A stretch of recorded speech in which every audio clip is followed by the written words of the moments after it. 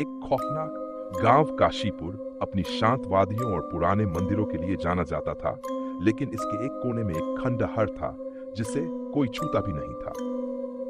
गांव के बुजुर्ग बताते थे कि वहां एक हमजाद का साया है। लोग इस शब्द को सुनते ही कांप जाते थे, लेकिन ज्यादातर नौजवान इसे सिर्फ एक कहानी समझते थे, एक अफवाह। राहुल, जो शहर से अपने नाना नानी के घर छुट्टियां मनाने आया था, बहुत जिज्ञासु था। उसे भूत प्रेत में कोई विश्वास नहीं था। जब उसने गांव के बच्चों से उस खंडहर के बारे में सुना तो उसकी उत्सुकता और बढ़ गई। मैं एक रात वहां जाकर देखूंगा, उसने ठान लिया। रात के करीब 11 बजे राहुल एक टॉर्च और कैमरा लेकर चुपचाप खंडहर की ओर निकल पड़ा। रास्ते में हर पेड़ की परछाई अजीब शक्लें ले रही थी। हवा में एक सर्द सी सनसनाहट थी। जैसे ही वो खंडहर के पास पहुंचा, उसका दिल एक अजीब घबराहट से धड़कने लगा, पर उसने खुद को संभाला। खंडहर के अंदर घुप अंधेरा था, लेकिन राहुल ने कैमरा ऑन किया और रिकॉर्डिंग शुरू कर दी। अगर ये हमजाद सच है तो मैं इसे कैमरे में कैद करके दिखाऊंगा, वो बुदबुदाया। कुछ देर तक कुछ नहीं हुआ। तभी एक कोना जैसे हल्का सा हिला। वहां एक परछाई सी दिखी जो बिल्कुल राहुल जैसी थी। राहुल ने जोर से आवाज दी, कौन है वहां? पर जवाब में सिर्फ सन्नाटा।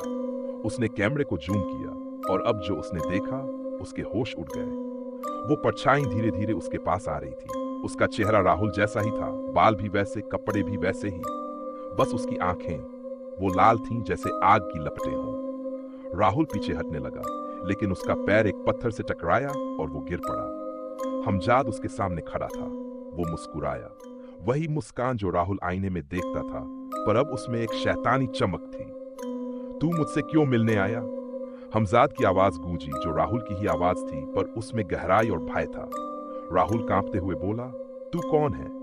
हमजाद आगे बढ़ा, मैं तू ही हूं, तेरे अंदर की वो शक्ति जो तूने कभी जाना ही नहीं। मैं तेरे गुस्से से, तेरी नफरत से, तेरी अकेलेपन से बना हूं। राहुल समझ गया, ये हमजाद उसका ही प्रतिबिंब था, उसकी नकारात्मक भावनाओं का जीवंत रूप। वो भागने की कोशिश करने लगा, लेकिन खंडहर का दरवाजा अपने आप बंद हो गया। हमजाद धीरे धीरे उस पर हावी होने लगा। उसका चेहरा राहुल के चेहरे में बदलता जा रहा था, जैसे उसकी आत्मा खींची जा रही हो। राहुल चिल्लाया, मुझे छोड़ दे, लेकिन आवाज खंडहर की दीवारों में गूंज कर रह गई।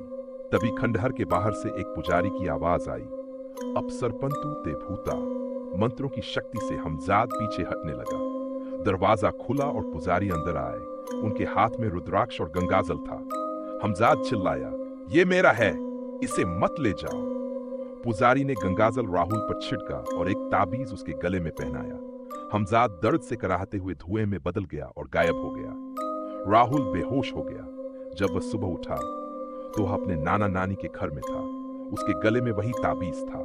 पुजारी ने बताया, वो हमजाद तुझसे जुड़ा था, तेरे अंदर की बुराई से बना था। अब तुझे खुद पर काबू रखना होगा, नहीं तो वो फिर लौट आएगा। राहुल के कैमरे में कुछ भी रिकॉर्ड नहीं था, बस एक ब्लैक स्क्रीन और अजीब सी फुसफुसाहटें। लेकिन अब वो समझ चुका था, हर डर मजाक नहीं होता, कुछ डर सच्चे होते हैं। और अगर तुम कभी किसी खंडहर में अपनी ही परछाई को तुम्हारे जैसा हंसते देखो, तो समझ लेना शायद वो भी कोई हमजाद हो। अगर आपको ये कहानी पसंद आई हो तो प्लीज लाइक करें, शेयर करें और हमारे YouTube चैनल को सब्सक्राइब करना न भूलें। अगली कहानी में फिर मिलेंगे एक और डरावने अनुभव के साथ।